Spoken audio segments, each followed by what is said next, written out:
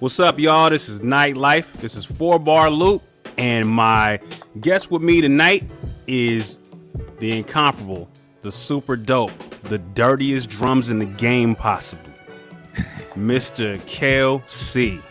What up, brother? Man. What's good? What's good, bro? How you doing? All right. How this evening treating you, man? Good, man. Alive and well. Can't complain. Yeah, alive is good. Last time I checked. For real. Especially right now. It's COVID. That's what I'm saying. Man. Count our blessings, man. Yeah, definitely. All right, man. Well, I ain't gonna take too much of your time today, unless you real talkative, and you always real talkative from what I can see on Ovalord Radio, man. Yeah, definitely. This should be a good one. Yeah. So give me your humble beginnings, man. Where did you get started at? It depends on how far you want to go back. I mean, I actually had. Shucks. All right, we'll go back. When I was 16, that's when I first started making beats. My dad, he bought me MPC 1000, and started messing with the samples heavy early on, and then eventually that MPC broke. So then I was making my beats on a Mo 8 keyboard. It was a Yamaha big joint. So and then from there I went to Reason, and that's where I am today. Yeah, man. So you was spoiled. Your dad got you an MP out the gate. Yeah, it was a little 1000. I don't know if you remember the Yeah, I got it. I remember the year, whatever year that came out. That's when I got it, and I was a little spoiled because all that equipment together was about 10 G's. Oh, that's love right there. Yeah. He knew you was gonna be something. He knew you was gonna be something. Yep. Shout out to my dad. Yeah, definitely. Yeah, you gotta appreciate that, man. So, let's ask you the dumbest question in the world. So, how did you come up with your name, and how did you decide on your name? I mean, coming up with your name is kind of stupid, but why? How did you decide on it? Well, I actually decided on it because, it's a play on my first and last name. My last name is Crittenden, so KelC, it's like I'm just saying it all at once type of thing. So I thought of how Eminem had his initials type of thing. He had Marshall Mathers, so he just had the M and M. So I kind of thought of it that way when I was coming up with my name. So I figured try to incorporate my first and last name somehow. So that's how I came up with it. That's dope, man. Yeah, you didn't have like a shitty name to start at the beginning. I don't have that. No, nope. Everybody got a shitty name story. You don't have one? Nah. Yeah, thank God. Yeah, that's cool, man. So as far as getting into your production influences, who moves the needle for you, man, and gets you going as far as contemporaries and people you look up to and whatnot? Well, the guy that I would have to say, like, on a personal level is my guy Wills. I don't know if you heard of his beats, but he started making beats before me. So like I said, I was 16. He was making beats on Fruity Loops. He was like 12, 11. Yeah. And I was watching him for years just create for an 11-year-old, he was out of here. You know what I'm saying? And that inspired me my style was inspired by him. Like, I don't know if I'm saying that right, but his style inspired me. Let's put it like that. Like, to this day, his beats is crazy. Like, he's not out in the open like that, but dudes know, like, Wills is incredible. So that's personally, you know what I'm saying? That's like my brother. But, guys that have done it, the legends and people in the game. Yeah. Some may like this answer, some may not, but it's the truth. Kanye, bro. Like, that's my number one influence, man. When College Dropout came out, I wanted to do what he did. Not rap, but the beats I knew he produced on, that was his whole album. That's what I wanted to do. So that's not a bad answer, man. There are a lot of cats that are influenced by Kanye, because Kanye is a genius, regardless of all the outside bullshit or whatever, man.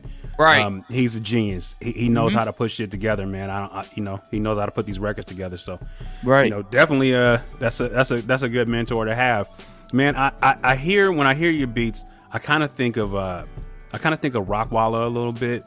Wow, because there's some some similarities as far as where your approach comes from on your drums. And I was expecting you to probably say that too, but yeah, it's when I hear that immediately, that's why when you hear me like on the Gauntlet say, sometimes I say Redman would be a good choice for you, would be a good choice for you as far as an artist to be on your beats because of that. Because he is just tremendous, and you are definitely, man. It feel like you cut out that same cloth with your approach. Definitely.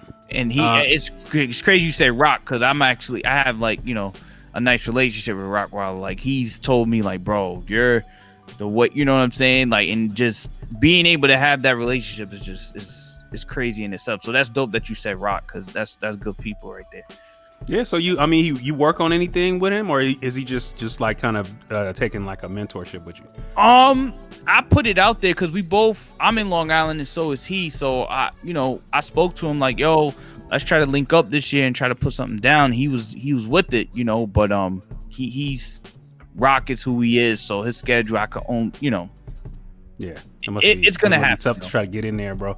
Yeah, it's gonna happen though. Yeah, well, that I know that's gonna be crazy, man, when it hit, because you two, that's like two forces of nature with that shit. Man, I can't even imagine, because I love Rockwilder shit so much, and your shit is like, oh, that'd be nuts. As far as moving into the Gauntlet and you competing on the Gauntlet, what was like your approach going into that, and what's your approach just going into just beat battles in general? The first beat is the most important beat. It's almost like your first impression. So I don't remember the first beat I played, but I knew it was just like, oh, okay. You know what I'm saying? Like, that's the reaction you want to get, especially going into uncharted territory where they don't know who you are. You got to come through. That initial beat got to be crazy, if not your best beat.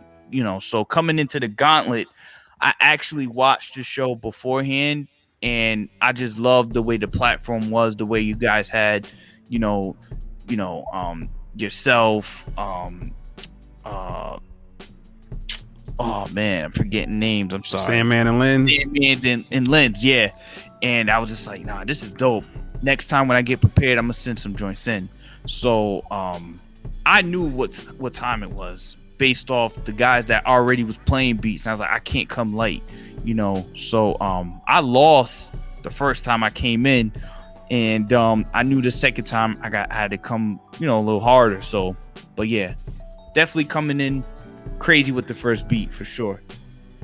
Yeah, man. So because it's a lot of strategy that has to do when you in these tournaments and stuff like that, and a lot of people like kind of holding some of their ammunition back. Yeah, they're do that. And you gotta kind of play it, in the sense of you hedging your bets. Like, man, I know I'm gonna go far, so I need to make sure I had this one for the knockout, for the knockout blow. But at the same time, it's like, dude, I need to get to the next round, so I'm gonna have to play my shit.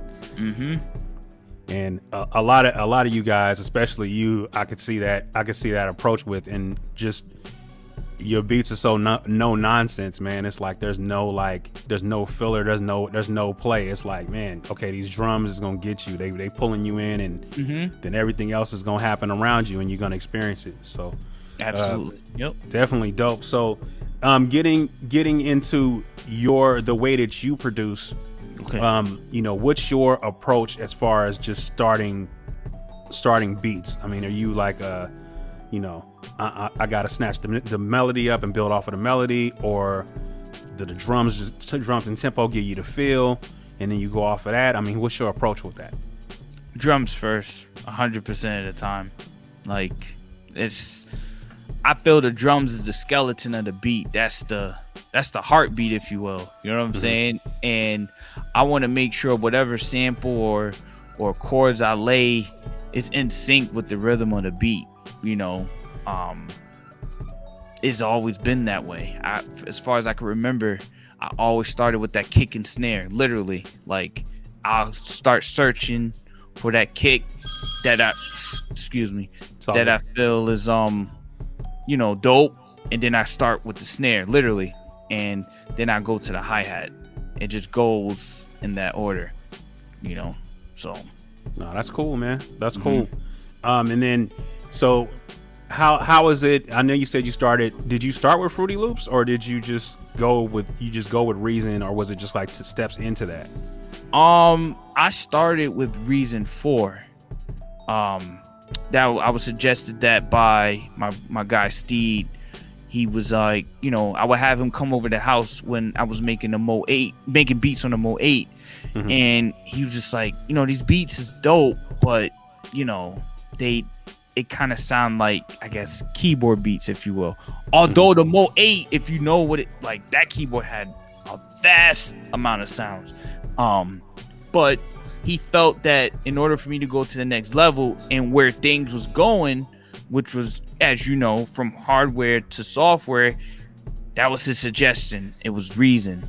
If he would have said Fruity Loops, I would be messing with Fruity Loops. You know what I'm saying? But that's what he said at the time. And I've been with Fruity Loops ever since. I don't know no other DAW. That could be advantage or disadvantage, but that's just what it is. So you think that Fruity Loops is like a DAW, like a choice of somebody that's like starting out? Yeah, I say it will be probably the best one to start with, because I feel, as far as I'm concerned, I see like the interface or the layout of it is pretty it's pretty simple. It's like you can make a beat very fast. Like I see my man Wills make a beat very, very fast on Fruity Loops. But Reason, I guess, is more in depth, and but that's just all I know. You know what I'm saying? So I feel a person could start with Reason. It all depends on where you're getting your lesson from or tutorial, So yeah, definitely, man. So this year has been looking up for you, man, and you're doing some big things. As far as your production is concerned, what are some of the the marquee like crossovers and projects and songs that you've done with people so far? Well, I have, okay, well, right now there's a song that's called Whatchu Said, produced by myself, by my artist Kumbya, and the song that she also has out called Page from the Rip, that's by my guy Wills. So really, I'm right now just trying to cultivate her sound and getting producers that I feel will fit her, and create a whole new sound surrounding a special artist. You know what I'm saying? So yeah, she definitely is too. Thank you. Yeah, she's incredible. So I mean, I don't really have too many placements with other artists right now. She's like my focus at this point. Well, be on the lookout. It's coming. Yeah. after that hit her, man. And I've got an opportunity to see you all interact on Ovalord Radio, and she is just as humble as ever. I really like what she had to say when she was a guest on there. Yeah. And do you think that that symmetry with the artist, for you to work with somebody, do you think it's important that you guys get along and be on the same wavelength, or is it just you could just be like, man, okay, he paid me this rack to do XYZ, so I'm gonna just go ahead and put my head down and make this shit? That's an excellent question. But in my situation, I haven't experienced the other way around where it's like, okay, he paid me to beat, he's just gonna do the verse and that's it. I've just experienced where I'm in the studio and we're talking about the track and we're, we get along, you know what I'm saying? Like I'll rather go that way, you know what I'm saying? And really build a sound, and that's what we're doing. So I feel I've been fortunate to experience that first, vibe with the artist, see what they're thinking, because her and I, we speak multiple times a week. Like it's almost more than music, you know what I'm saying? We just speak on how our day was, what's going through, what's going through her mind regarding, different things. And it's definitely a real dope relationship, you know what I'm saying? And it's interesting too because, you know, she's a female and I'm a male, so it's kind of like a brother sister type of situation. Yeah, you know, and it's just a super dope relationship that we have. For sure. Yeah, you know, it's sometimes it's tough to be able to navigate that, especially when you're dealing with a female artist. And absolutely, yeah. You know, because they have significant others and whatnot, and you know, they done heard the stories and shit, and it's like, you know, having that level of professionalism is like, you know, you gotta have the buy-in of the person that they seeing too, in order to be able to get work done, or you know, that shit could be a detriment. And you know, it's important to build that, and it looks like you guys have built a solid relationship in regards to that, especially when it gets to the point where you're not even talking music anymore. Yeah. That's when you know it's like, all right, there's a trust and there's a bond there that you guys are building. So you know, I think that's dope. Yeah, thank you, man. Yeah, so without further ado, we're gonna go ahead and get into Kumbya. What you said, that's coming up right now.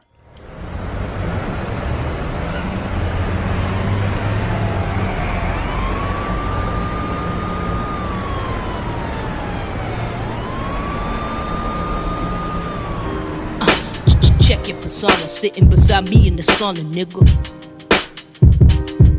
All of the information I take and rely on the reporter with you. Out of my head, you were dread, like my shed that was still, cause there's mad, you could still. Lambs bled, it was real, but when a peak for that meal, make a beg for that water pitcher. Willy Wonka put chocolate on my mini Tonkers, and mini Tonkers attack, but I got plenty chunkers. You be jelly in my bread and bat jamming, and put a joint in between the point like backgammon. I says, shmin' it back, shmin' it back, shmin' it back. With the bands, man. Yeah, cause what you sound like, yeah. Shmin' it back, shmin' it back, shmin' it back. What's the plan, man? Yeah, get that amount tight, yeah. Shmin' it back, shmin' it back, shmin' it back. What you said, pulling strings like a Tarzan, swinging like I'm Tarzan, hit that intruder with a hard yeah. Oh damn. And I got my glutes involved.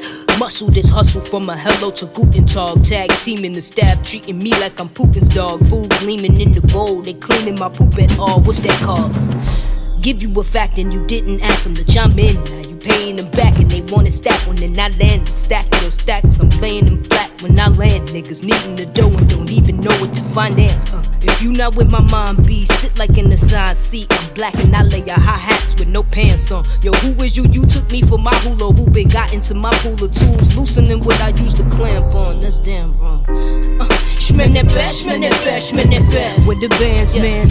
Yeah, cause what you sound like, yeah. Shmin' it back, shmin' it back, shmin' it back. What's the plan, man?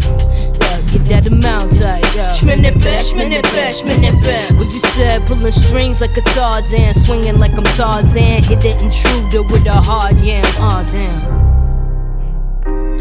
Shmin' it back, shmin' it back, shmin' it back. With the bands, man. Yeah, what you sound like, yeah. Shmin' it back, shmin' it back, shmin' it back. What's the plan, man? Yeah, get that amount tight, yeah. Shmin' it back, shmin' it back, shmin' it back. What you said, pulling strings like a Tarzan, swinging like I'm Tarzan, hit that intruder with a hard yeah. Oh man.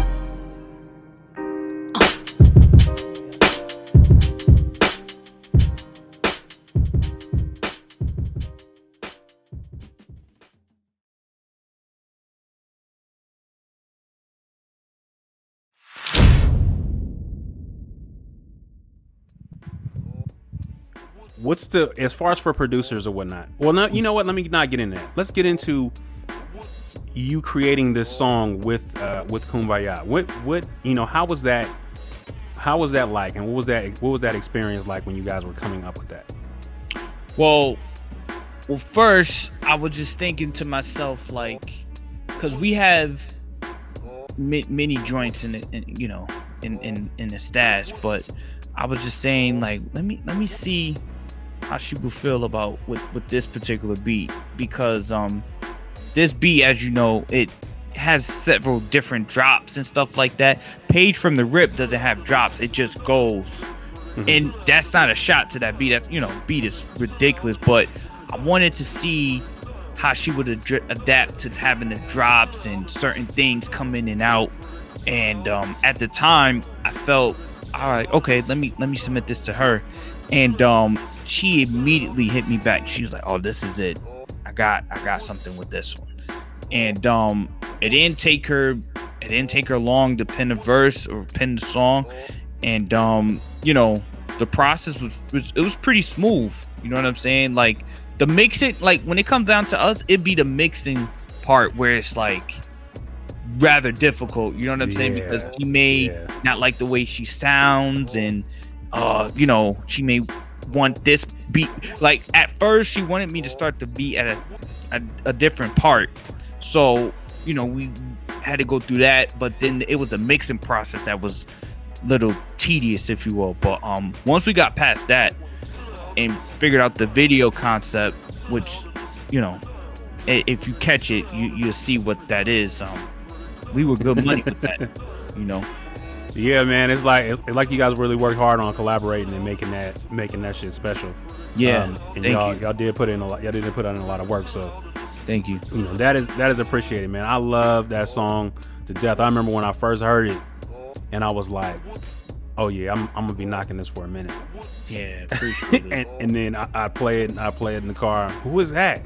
Yeah, thank you, man. I don't even know if I want to be selfish. I didn't even want to tell him who it was. I was like, man, I want my shit to be special. I don't even want to give it away, right? Because I want to be the cool kid. Oh, I bet you want to know who this is, huh? I know that. I know. That's funny. So I had to. So yeah, man. I definitely support, man. Every time I see that joint, every time I see you promote it, I'm trying to share that, because I think that needs to be heard, because it is solid. Thank you, solid, man. Definitely. With going into as far as like with producers in general, what's the positive and negative with the influx of producers that are out now? Like, the game seems like it's really saturated. It's almost to the point where it's more producers than it is artists. What's the positive and the negative to that shit for you? That's an excellent question. The positive, I think the positive to that is, you have there's almost just a movement where the producing culture it's just getting bigger. When you have more people involved in something, there's more chance of it getting out there and other people from other areas paying attention to it. You know what I'm saying? Like you look at the whole versus thing. That started with two people battling. You know what I'm saying? And that kind of, of course it went into a whole nother area. But it started with two producers battling. And I'm sure there was people out there that probably didn't see anything like that before. You know what I'm saying? And it's also, when more producers are involved, there's other ways that people as producers could start making money within the demographic of producers. So say like you could start selling drum kits or having tutorials or doing your own show. You know what I'm saying? Getting your merch game off. Doing merch. You know what I'm saying? So the sample pack. So with more producers, there's more. It's like an economy. You know what I'm saying? Like even with equipment, you got all this body of people that, like I said, it could just be a great economy, which it is. So I think that's the positive of it. It's just a culture that's just growing steadily. So is there like a bad blind spot to that though? Do you mean like the negative or? Yeah, the negative. Oh yeah, I'm gonna get to that because it's definitely a negative. Yeah, definitely a negative. The negative is when you have so many producers, you have so many that sound the same, and you can't distinguish who is who and what is what. Because that's what made the 90s so special. Is because when you heard a beat, you know who it was. Like, yeah, definitely. When you hear a Pete Rock beat, you could distinguish that from a Buck Wild beat. That's not really the case now. I mean, not to say names, but sometimes I can't distinguish a Metro Boomin from a Mike Will. Maybe you could, but like it's, once Lex Luger came through as a pioneer with that trap sound, it was over. It was everyone took his sound and just ran with it, and that's positive and negatives to it. But since I'm speaking that on as a negative, because it's like everything literally sounds the same. And I feel beats are starting to be made as mass production, like how you would have making, it's just the quantity. It's crazy, bro. Like that's, I don't want to say, it's not even a touchy subject. It's just something that it bothers me, because being different almost isn't in. It's like following that trend is what's kind of gonna get you to that next level, and it's messed up, because it kind of just leaves the whole art stagnant.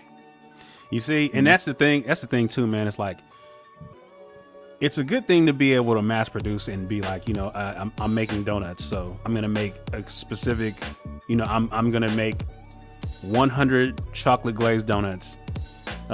You may not be able to tell, some of them have sprinkles, some of them have chocolate drops on them, whatever. Right. But you have a template. I can mass produce. I can use the same drums, or use, sub in and out drums and stuff like that, and just change tempos, and it sounds like it's a different beat. Right. But really it's not. And sometimes you get to the point where you don't know who's who unless that tag comes up. If you don't have that beat tag, you're lost. Yeah. You don't, because you don't know who produced what, because everybody's doing it now. Yeah. I got up this morning, and shout out to everybody that was working this morning, producer wise. I got up and there was about 20 different people that were living beats this morning. And that's incredible. That's incredible in the sense of, that's great. It's great for beat culture, but at the same time, there are some really great ones that was doing it, and there were some ones that was like, bro, you could have just not been on live. Yep. Yeah. Yeah. You know what I'm saying? Nobody wants to sit here and sit and watch for an hour while you tinkering around trying to figure out what snare you're gonna use. Nobody wants to do that. Nope. Not at all, bro. But that's my thing. It's just so much of the same thing. And I mean, let's really be honest though. I mean, with the population of producers being so vast, I mean, not everyone is going to sound the same. You're going to have some similarities here and there. I mean, but the extent that it is now is really like, all right, because it's like, okay, it's almost as if anyone could make beats. It's like, if I could do it, you could do it. And it's like, no, there's a real art form to this, and it's, and I'm not throwing a shot at trap beats, you know what I'm saying? Because there's definitely some trash boom bap beats out there. Yeah, no shit. You know what I'm saying? I mean, I didn't even mention trap up until this point, but like, that's the genre where, I just see it. Look why I said genre, but that's, the style of beats where it's just a lot of the same stuff, and it's just making things just stagnant. I look at, the song that Cardi B just dropped. Like, I've heard that drum programming so many times. My goodness. I just feel that the music is just starting to become a product to sell other things. It's just like a product, and it's not like a piece of art. You know what I'm saying? That's how I feel, and it's kind of scary when you think about it. But well, bro, that's hip hop in general, though. Hip hop is now brand centric. As far as being able to sell that first, if you're not dropping a name or something in a song, to be able to get that, and it's that that going viral piece. It's like everybody's trying to find what's going to catch, as opposed to being that creative force that people have looked forward to listen to. I mean, we can go back to Outkast and Dungeon Family and Organized Noise, and we used to want to hear what Organized Noise was going to do next, because they had, with the different artists that they had, we wanted to hear what they were going to do next. We wanted to hear what, Rockwaller was going to do next. We wanted to hear what P Rock was going to do next, what Premier was going to do next. Right. It's not that way anymore. It's like, it's bass and drums and a melody, and that's it. And if you have that, you win. You win, because the artist is now such a instrument on the beat that you can't put a lot of shit on there anymore because they are still doing all this melodic shit. So it's like you have to minimalize your production, in order for them to be able to get their shit off. Right. And it waters down both. It waters down both sides, man. I mean, being an MC, it's hard. It's hard for me, bro. It's hard because I just sit there and be like, I'm a purist when it comes to that shit, and I'm just like, all right, man. I'm gonna suck it up and it up and get through this shit. Yeah.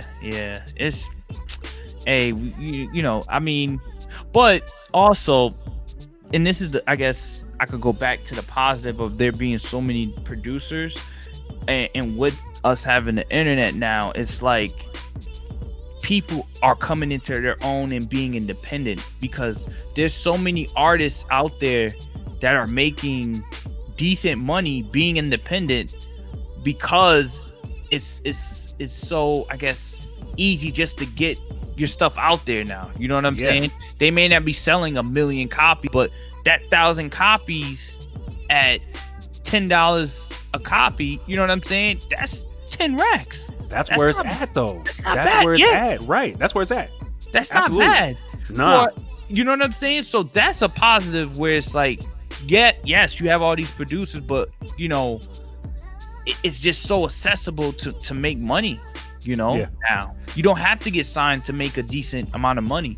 You know, so nah, it's a win. It's a win to make a living doing this shit, man. If you can stop working your day job and make this your job, which I think ultimately is every creator's dream, is to just do the shit they want to do for the, you know, for that to be their job. Then you won.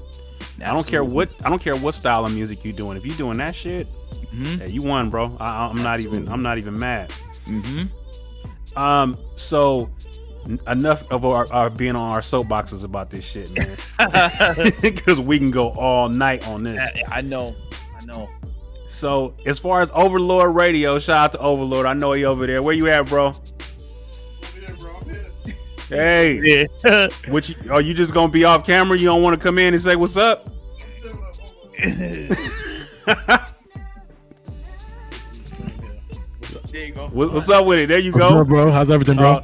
It's good, man. It's good. Yeah, I just wanted you to check in, man. I know you was in the house, so yeah, man. It's his show, man. It's not mine, man. You know what I'm saying? We appreciate you, bro. He got the spotlight. Oh man, hey, y'all the dynamic duo, because I'm about to get in y'all shit real quick, man. So for Ovalord Radio, how did this all start? Well, as you know, he does a lot of my videos on IG or YouTube. Matter of fact, there's one of them right here. But one of the time that we was just editing one of these videos and he was mixing one of my beats, we were waiting for somebody to send us something, and we were just like sitting right here. He was like, yo, let's just go live real quick, like out of the blue. So he already started doing this by himself, and he called it Ovalord Radio, where he had producers submit beats and he would judge them and stuff like that. So the platform was kind of, people already knew of it, but when I came in, I started sharing it with people that I knew, and I remember sharing it with Siege Monstrosity, Rockwaller, Ski Beats, and a number of people that follow me, and all three of them. Who else was in there? Who else pulled up? Yeah. See, you know, Ovalord signed to So Defo. He was able to get Jermaine Dupri in there for a brief moment. Yeah. So when the algorithms, you know, when you got people with blue checks in the room, it opens it up. So people just started coming in, and Ovalord and I, we looked to ourselves, we was like, yo, we got a little thing going on here. And you know, and when did the candle come about? That was like the second show. Yeah, I was about to ask you about that too. Yeah, as you like we got a joint here, but literally it was in that position there, and I don't know, you know, it stemmed from the fire emoji, and I was just like, nah, I want everybody to drop a candle in the chat, and I put the candle to the camera like that, and people just went crazy dropping candles, and the rest was history. So Yeah, man. I think that's the dopest part, man. You give them the moment of silence. You do the whole. I mean, you do the whole bit. I think that's hella clever, man, and to get your fan base to be able to buy into that shit. That's special. Yeah. And for you came over to the Gauntlet and did that, man. And I thought that was super dope for you to drop that shit in the Gauntlet like that. It was dope because Sandman was just like, I see KelC here. He's like, KelC, I gotta do this. Drop chat. I'm like, yo, that was love, man. I feel no type of way about that. It was showing love, man. So thank you, man. Yeah, so I mean, so you and Ovalord, man, it's like y'all got a chemistry. Y'all kind of remind me. You kind of remind me of me and Sandman as far as like, you know, this shit could all shut down tomorrow, and me and Sandman is gonna be kicking it somewhere as brothers. He's my brother. His daughter is my goddaughter. Oh wow. Okay. And so you and Ovalord seem like y'all have a really good relationship in and out of music. Yeah. It shows when you guys are going back and forth and you cracking jokes and shit and doing all of that. It's like, so it's that deep, right? Yeah, you know what? It was in the beginning, you know, and boy, we're talking 4 years ago now? Like 4 or 5 years ago, we didn't have a deep relationship like that. We would see each other at battles and stuff like that, but we knew we was from the same area. So it was only until like a little bit later down the line, you know, we met at I Standard. We started talking, you know, and you could say it's that deep because he knows my in-laws. You know what I'm saying? He knows my wife's brothers. Like, and speaking of that, today's Cliff's birthday. Yeah. So he messed with me on the strength of that. Cause he was like, yo, I know your wife's whole family, like Chris, Cliff, like I know them. And I knew his first cousin, Jocelyn, you know what I'm saying? And so that strengthened our bond because it kind of was outside of us that people knew of us, you know what I'm saying? So yeah, man, this is my guy right here. He's done so much for me, you know, for my career as a producer. It's like, it's unprecedented. I tell him like, yo, I owe you. You know what I'm saying? Like he's been there for me in many more ways than one. You know what I'm saying? Like, so yeah. Yeah, shit. We love you, brothers, man. Y'all are so talented, and so fucking entertaining with that fucking Ovalord Radio, boy. Because it's, you know, it's a tough sled to keep people in and engaged for a long time. You know, the shit we got to do with the Gauntlet. It's like keeping people there. That shit is hard, and you guys with the formula and the fucking comedic timing that y'all be having with some of that shit, it'd be crazy. Yeah. So it's tough. I gotta. We both can feel this situation. How have you mastered the art of hearing a trash ass beat and not saying it's trash? Whew. I don't think we mastered that. I think we'll just say it. I think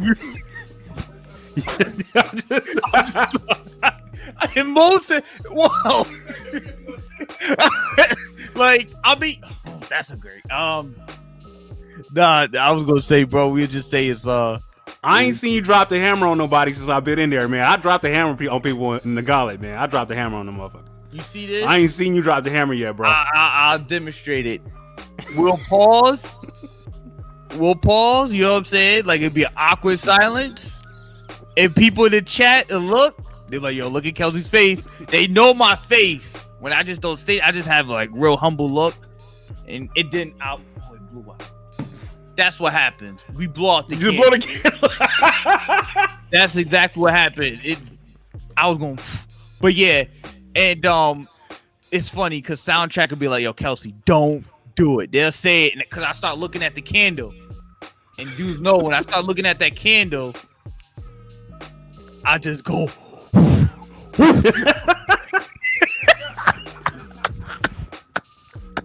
And then, you know, people just be like, dang, KelC not right. Yo, KelC not right. I'm like, listen, we are a show of integrity. You know what I'm saying? Like, so to answer your question, a nice way of saying this trash, okay, I just blow it out a candle. I mean, you circle back with words of encouragement, and it's just like, hey, just peace. This is what we do. Jazz out of here. No, we don't do that. If someone does submit a beat like that, and it hurts me because I see the comment, they like, dang, man, I really tried. And it's like, you know what?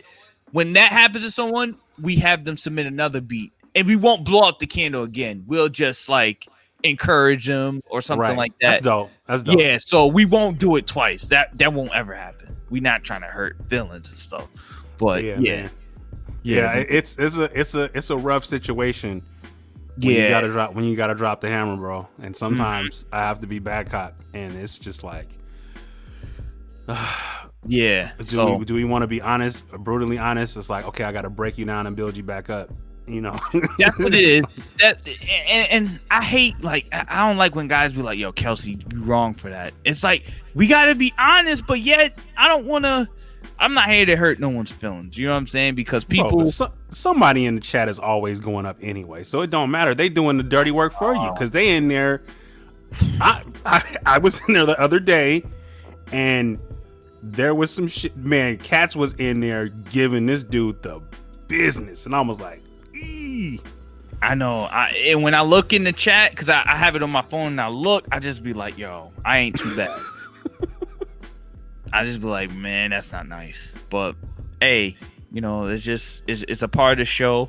You know, I've been told my beats is trash, and it's tough to hear that. But you know, ain't the end of the world. Go and go research, study, and come back harder. That's it. You know, Definitely. Ain't that serious. Because if someone is gonna keep telling you that, oh, you know, your beats is dope and they're not dope, they're doing more damage than a person that's true. Being honest. Nipping it in the butt, like, no, go this way, because it's only gonna get worse. You know what I'm saying? Yeah, you definitely. You keep going, then you on a big old stage thinking your joints is hot, and then you see everyone's reaction, like, nah, that would be really bad, you know. So rather nip it in the butt, let them know what it is. It's all love. Go back to the drawing board. In my opinion, and it's my opinion too. At the end of the day, like what I say and what Ovalord say isn't law. It's not gospel, right? Yeah, it's definitely. not law. This is our platform. There's many other platforms that may think otherwise, you know. And I often say that too. It's like, this is just my opinion, you know. So I make sure I say that. Yeah, and that shit is fair, man. I mean, you know, it's and people have said when that happens, it's like, I appreciate you being honest with me. You know, if you break them down and you don't give them the technical feedback in order to make them better, like you know, hey, you know, there's places you can get, you know, your sound pack is a little off. Yeah, well, you can go to here and drop that knowledge on them, and then they'll appreciate that, man, because then they'll go and they'll go work hard. But you can't just fold your arms and be like, that shit's terrible. Yeah, because then it's like, okay, now you trying to do a power trip, and it's like, that's whack. You know what I'm saying? If you don't have a suggestion or a solution to the problem, then don't say nothing. Then don't judge. Don't do none of that.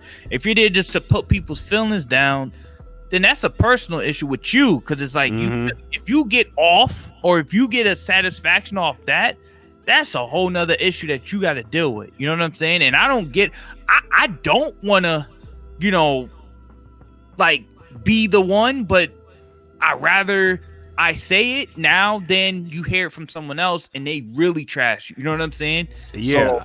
So, I look at like Simon Cowell on American Idol, when he was on American Idol. Oh God. It's like, yeah, he would crush you. Yes. But he's still gonna give you the technical reason why the shit wasn't what it should have been. And I think if you don't listen close enough for that, and you just hear the theatrics of him, you know, tap dancing on your grave, it's like, oh my God, then you're fucked up. But you gotta hear that nugget of wisdom that's in there when he first start the engine up, because it's coming, bro. You about to catch it all. You just have to sit there and deal with it. But you know what though? It also comes from, okay, where is this criticism coming from, or constructive criticism coming from? How is their track record? Yeah, I guess there's a reason people seen what I've done for myself and where I've gone thus far. I guess they take my word a certain way. You know what I'm saying? Like, there's a reason why people want to hear from Simon Cowell because look what he's done. Exactly. That point exactly. Right. You know, so at the same time, yeah, I am gonna say this, and you know, people, I guess they take heed to my word because they see, well, look at what he's done. You know, look at how he's going about himself. So, yeah, you know, definitely, man. All right, so we're gonna draw this to a close, but before we do that, we gotta have you run. We have to have you run through my gauntlet, which is 4-track mind. It's a game that I play with all my guests. Okay. It's a either or and why game. So you're gonna pick one, and then you're gonna tell me why that is. Okay. All right. So on track 1, you got one session. You on the big boards. There's one empty seat. There's 2 producers sitting in the green room, and they ready to work. Who's filling the seat and why? Is it Dilla or is it Kanye?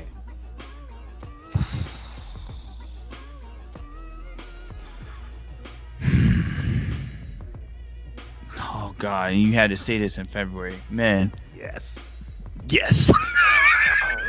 This is why I live for this shit. I live for this shit right here. I make people make decisions here. What's the date today?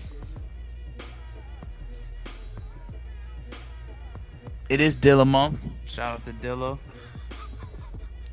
But when did the college dropout come out? I think it's tomorrow. I think it was the 10th or the 13th. One of that.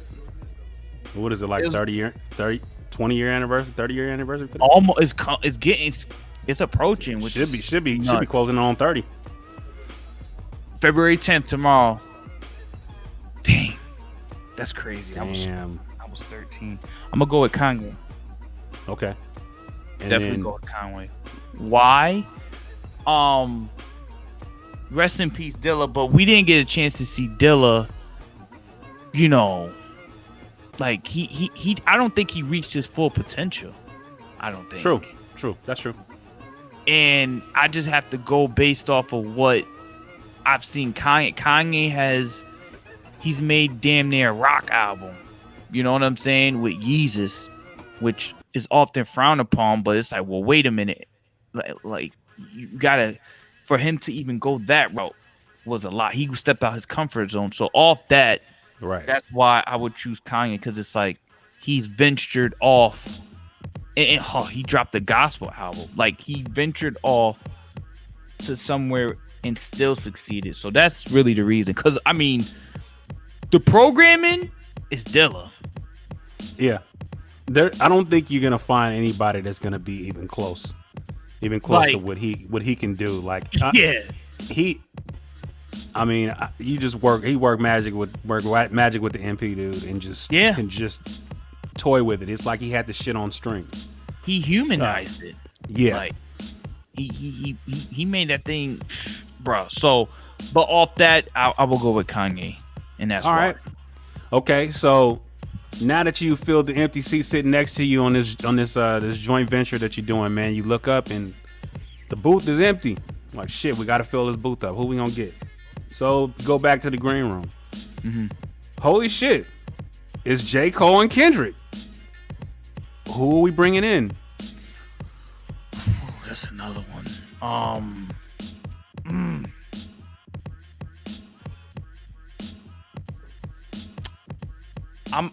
gonna go with Cole. I'm gonna go with J. Cole, and the reason being is because I feel like Cole. I've never heard Kendrick on a Kanye beat ever. I don't know what that would even sound like. Like Kendrick has a certain sonic that, not saying Kanye can't fit, but you know, I would just go with Cole. And that's not me saying Cole is better than Kendrick. I just for this particular situation, I feel Cole will even his subject matter, I feel it will go in line. I could feel like Cole could do like a college dropout, late registration type of verse. And yeah. You know what I'm saying? I feel he could tap into that and kill it because he went through college. He kind of went through that. You know what I'm saying? So, yeah, I would definitely pick Cole for that situation. Yeah, that'd be a hell of a session, man. Yeah. Yeah, for sure. Definitely. All right, so for track 3, so you big on motivation. Everybody's big on motivation, man. You want to go check out a TED Talk. Say COVID's over, so you want to go sit down. You can be front row of his TED Talk. All right. You want to attend a lecture on competitive greatness. Who's walking onto the stage to grab the mic? Is it Tom Brady, Michael Jordan, or Kobe Bryant? Man, rest in peace, Kobe. I'm gonna go with Jordan, man. Like Jordan, I mean, Tom, I don't like football, so I'm not choosing Tom Brady. No, shot to him. Feel you. Jordan, first, Kobe modeled his game after Jordan, first off.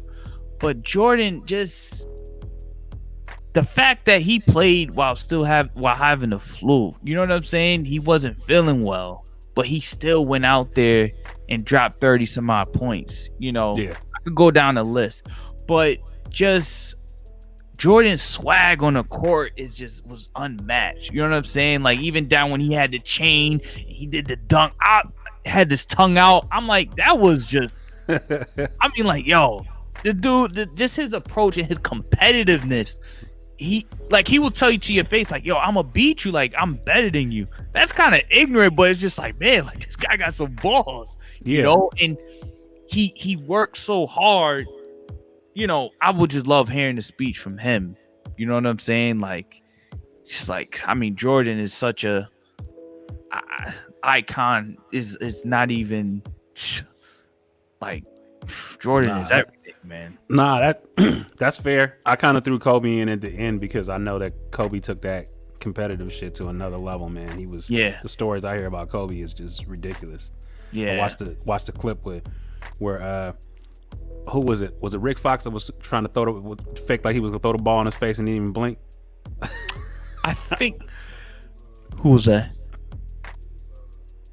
Doug Christie or was it Rick Fox? Matt Barnes. Yeah, Matt Barnes. It was one of the light skin mafia. I knew it was one of them. Light skin mafia. So yeah, Matt Barnes. When I seen that shit, I said, you have to be incredibly focused and intense to not do it, especially with somebody across from you that don't like your ass. And to do that and then just not even blink, like, that shit was crazy. Yeah. Nuts. Yeah, he's on another level. Yeah, Kobe was special. I mean, he was definitely special in his own right, even though he modeled his game after Jordan, but Kobe definitely has his legacy for sure. Yeah. I mean, I saw the 81-point game, and I never seen nothing like that in my life. Like, the man, he like, just again, his swag is just his attitude on the court. It was just like, you're not better than me. Like, no, that's just his attitude. I'm taking this shot. I'm gonna make it regardless of what you think, from wherever I want to shoot from on the court. Right. I didn't give a shit. I used to fucking say, hey, Kobe, but I love watching him, but I hated him, dude, because he just come and shit on my Warriors all the time, dude. Like, it was just watching that just crazy. If you wasn't on his team, if you wasn't a fan of his, you hated him because he was so incredible. That's why, So yeah, rest in peace, Kobe, man. All right, man. We got and then for our fourth track, trying to round out the little EP that you got going. Let me ask, first of all, are you vegan? No, I'm not. Okay. So you stop on the road for food. Are you stopping at a barbecue joint or a burger joint? Probably a burger joint. Yeah, I mean, I guess it's the variation of what you can get from a burger joint, right? Maybe that, and also when I'm somewhat into history too, with it being Black History Month too. The term barbecue.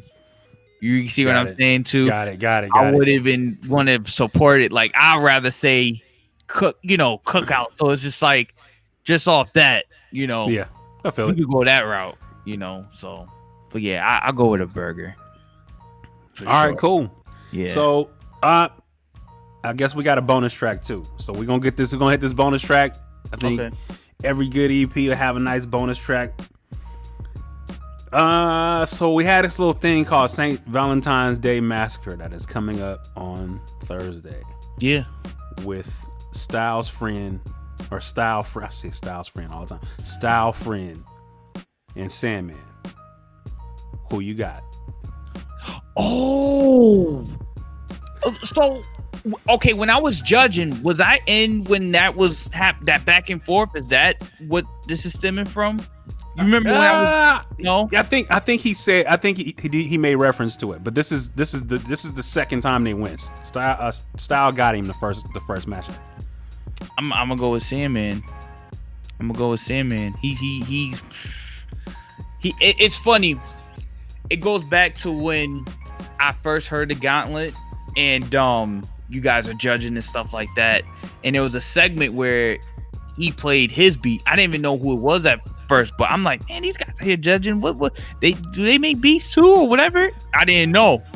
But man, when I heard him playing it, he's doing his antics and all that, I was like, yo, this guy, he could tell you your beat is whack or anything like that. So no, I didn't even hear the other guy, but I'm going with Sandman because I felt like when he was speaking on it, he just had a certain like grit with him. And he's intense. He's intense, bro. He wear it.